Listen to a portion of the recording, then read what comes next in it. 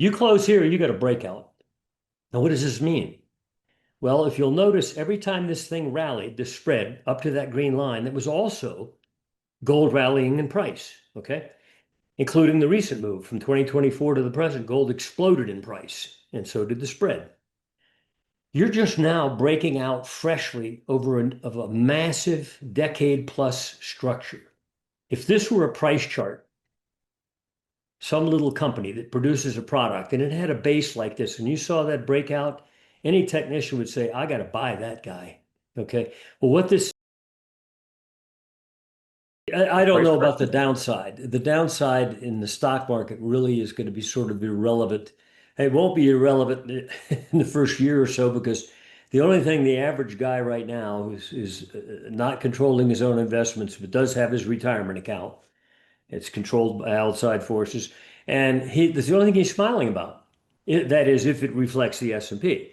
He said, "Oh boy, I'm up on the year." Right. Okay. Those Now, those fortunate enough to have assets in the yeah, market are doing yeah. fine. Yep. They say, boy, if you snatch that away from them, and usually the first leg down is like, they'll take 20% a haircut real quick. And then you'll have a fight and so forth because crashes aren't normal in stock markets. Yes, in 29 there was one, but in 2000 to 2002 there wasn't.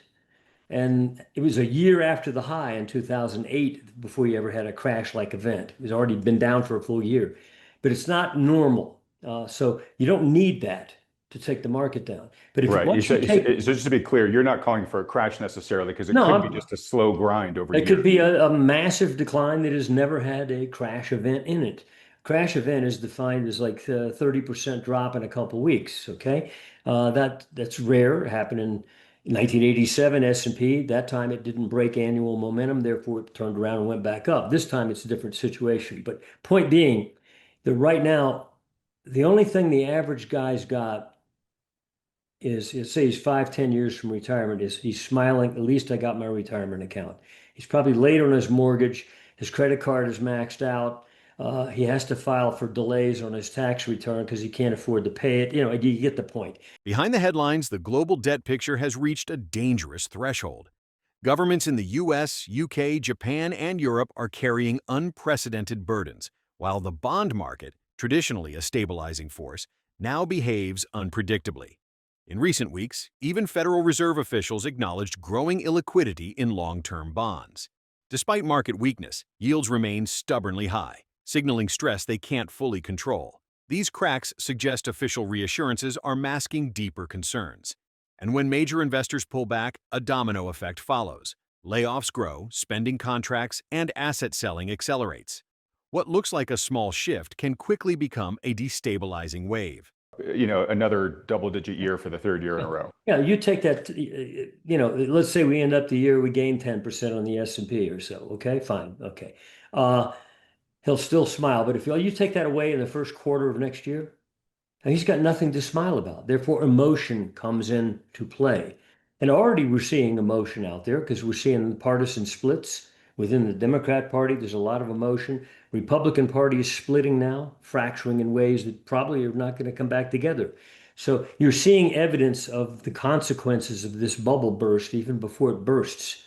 And you can bet that when it bursts, the pain will be very loud uh, and will exhibit itself in ways outside the market even.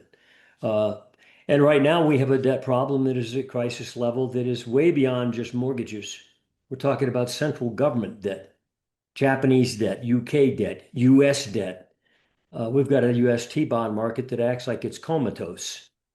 And even the president of the New York Fed, Williams, 2 weeks ago said in a talk, no doubt approved by higher ups, that we're going to start buying U.S. bonds because of, quote, illiquidity.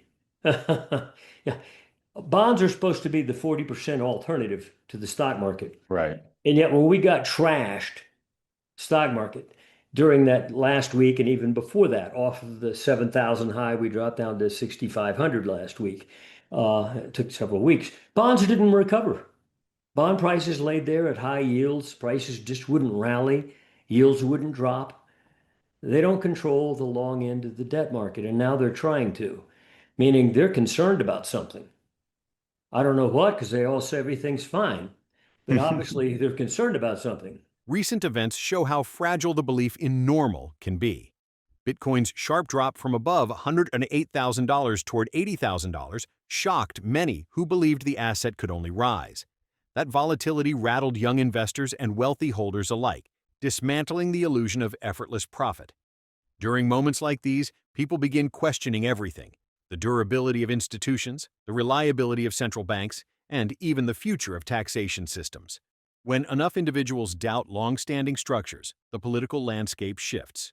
Today's deepening divisions within both major U.S. parties signal that an economic rupture may trigger a broader institutional reckoning. Oh yes, and you're right. That wave effect from you say, well, just the rich guys get hurt. No, it's not. There's a wave effect when they get hurt. They lay off, they cut back factory spending, uh, they start dumping assets, which exacerbates the downside.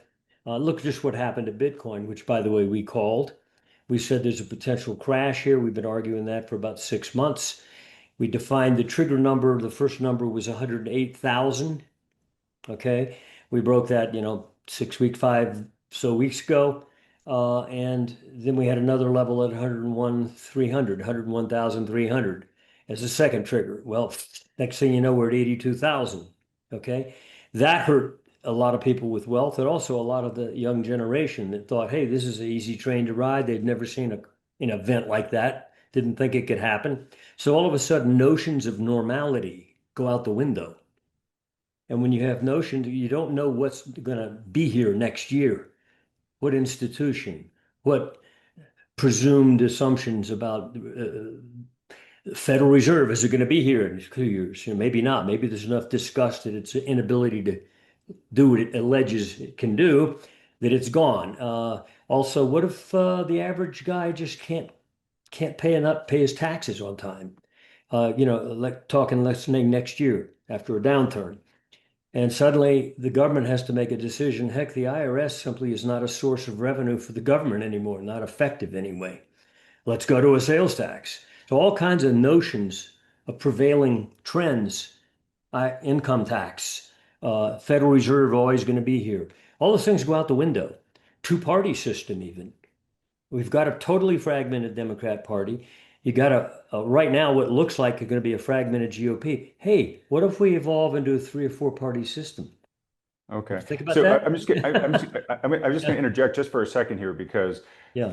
I've sort of working up to ask you, what does this worst bear market, I don't know if you said of our lifetime, but worse than the GFC, which is probably what folks remember most as the worst right now. What does that look like? And I'm so curious to get your full answer on that, both in terms of what the market could be down at the end of it or what the economy looks like at the end of it. But what you're going a step even further, where you're saying, hey, this isn't just a story about what happens with our portfolios and maybe with our jobs. Yeah. This is a story about what happens to the fabric of society. We might actually lose some of these institutions that we've had for a century or longer. A century, yeah. One long human lifetime is all the Fed's been around, after all. It's not like it's been there forever. And there's already enough academics that are debating the issue and sort of disgruntled with the Fed, even academics who sort of conceptually agree with the notion of the Fed. They're not pleased with its recurring boom-bust cycle pattern, as you showed, on the charts there with the Fed funds, and then this happened. It wasn't exactly what the Fed's supposed to do. So all kinds of things can get thrown up in the air when you get to an emotional point of panic, especially among the population, because that affects politics, that affects assumptions of this continuing or not continuing. And it's not just in the US. I think a lot of this is going to show elsewhere. It's already happened in Argentina. We had a total implosion of the two-party system there, and a rise of a guy who declares himself to be an anarcho-capitalist. And he's dismantling government piecemeal. So in other words, it's hands in the air. What do we do now? Attitude. This potential downturn isn't just about financial losses, it's about identity and trust. Historically, moments of widespread economic fear have reshaped nations, from Argentina's political overhaul to currency crises that redefined entire regions. The U.S. now faces its own moment of introspection, As confidence erodes, long-standing assumptions, such as a permanent Federal Reserve, stable tax frameworks, and a consistent two-party system, come under pressure. Emotional strain fuels political breakage, and breakage fuels structural change. The approaching shift may rival or surpass the scale of previous financial crises, challenging the very foundations that have defined modern economic life. And that's when things change drastically, more so than in 2000, 2002, 2007, and 9. This is much bigger. It involves government debt and all kinds of assumptions about things continuing. And it's not bad.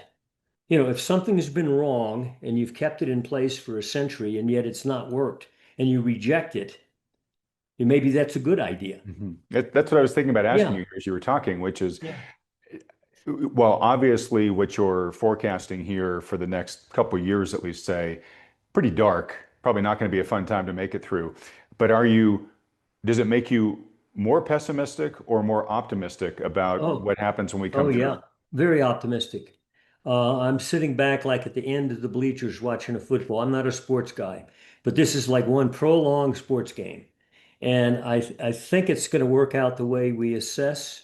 And there's broader reasons for it than just simply technical analysis, although, I never let my philosophical view interfere with my analysis view.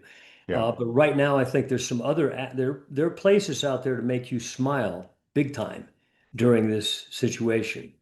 And you've got to reorient yourself toward it. And specifically, that's monetary metals. I don't call them precious metals. Platinum's a precious metal. I'm talking about gold and silver. Right. And Right. there's So it more or less a return to what's called sound money, correct? yeah, and return to money, period. Fiat currencies have been around, not forever. We used to have gold and silver-backed money units.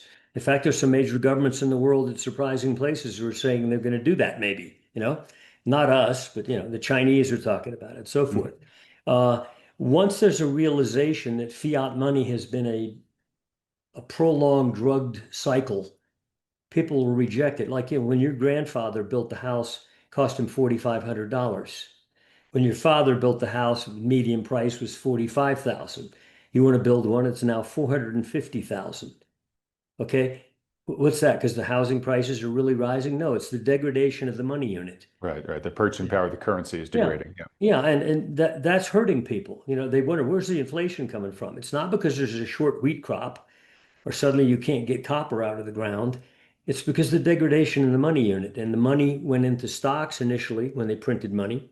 Now, when the investor decides, oops, that doesn't work anymore, it goes somewhere else. And it's already going there. And I think it's on the cusp now of really starting a move. They can explain the reason for that conclusion. Okay.